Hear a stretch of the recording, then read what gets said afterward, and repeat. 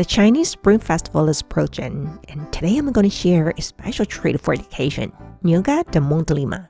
This confection not only delights the taste buds, but also makes for a beautiful gift to share with your family and friends.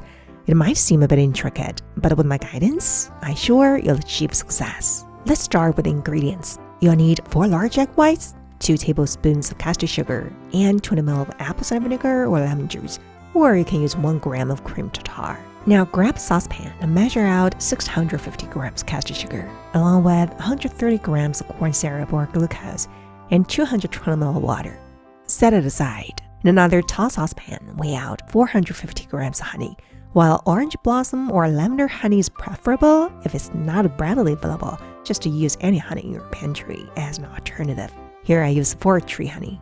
For mixings, I've got 200 grams of almonds, 100 grams of pistachios, 55 grams of sunflower seeds, and 55 grams of pumpkin seeds, all roasted. I've also got dry blueberries and raisins, 110 grams each, and 85 grams of candied orange peels. By the way, these are all optional. Those 2 are the most common nuts, but almonds are most traditional, so don't skip it. Combine everything in a heat-resistant bowl.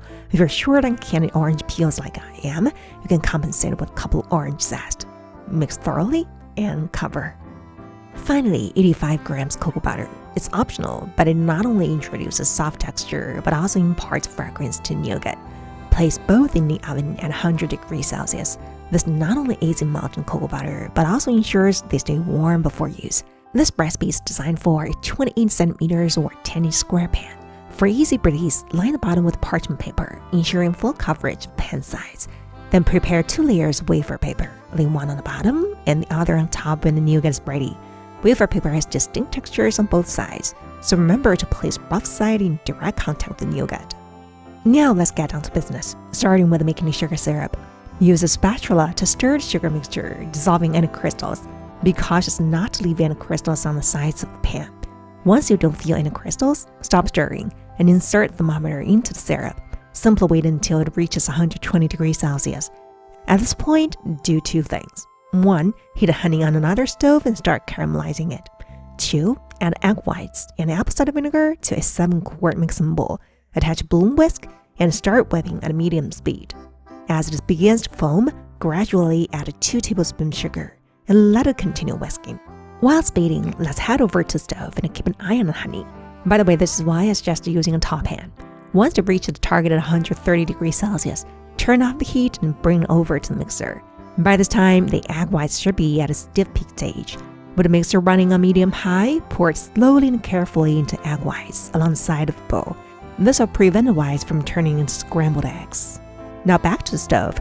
The temperature of the sugar syrup should have reached 150 degrees by now. Turn off the heat and bring it over to the mixer. Again, pour it slowly and carefully into the whites along the side of the bowl. Both the hot honey and the syrup will pasteurize the whites while stabilizing them at the same time. If the mixing bowl is too hot to touch, let the mixer continue running. However, if you can leave your hands on the mixing bowl for at least 5 seconds, the crucial stage of nougat is complete. Remove the balloon whisk and use a rubber spatula to scrape off some excess mixture. But don't get too obsessed. You need to move quickly from now on. Attach the mixer with a paddle, turn the speed on medium, and gradually pour the melted cocoa butter into it. When it's fully incorporated, about 2 minutes later, turn off the mixer and add mixed nuts and dried fruits. Mix them on low speed for a minute or until just combined, and then it's done. Bring the bowl to the counter and scrape the nougat off the paddle. Remember to lightly oil the sides of the parchment paper, then transfer the nougat into a pan. You may need some assistance to release the nougat from the bench scraper. Move quickly before it sets, especially if your kitchen temperature is low. Then oil your hands. Shape the nougat to fit a mold. Flatten it and even it out. Place the other layer of wafer paper on top. Use a fountain smoother or rolling pin to smooth the surface. Then let it set in dry place for at least 4 hours, or even better, overnight. After that, place a cutting board on top, flip it, and remove the mold. Then discard the parchment paper. Oil both sides of a knife and evenly divide the slab. Pretty, isn't it? Trim the sides of the divided slab and showcase it inside. Discovering how the pattern turns out is always the most pleasing moment, like opening a blind box. Then cut the slab into 3 centimeters width chunks and further divide them in half if you like.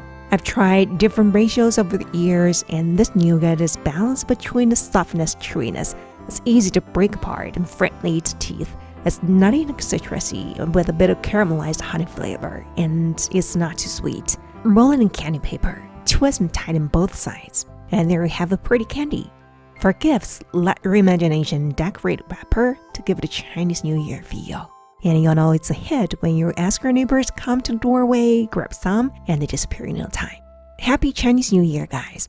Subscribe, like, and share if you find it useful.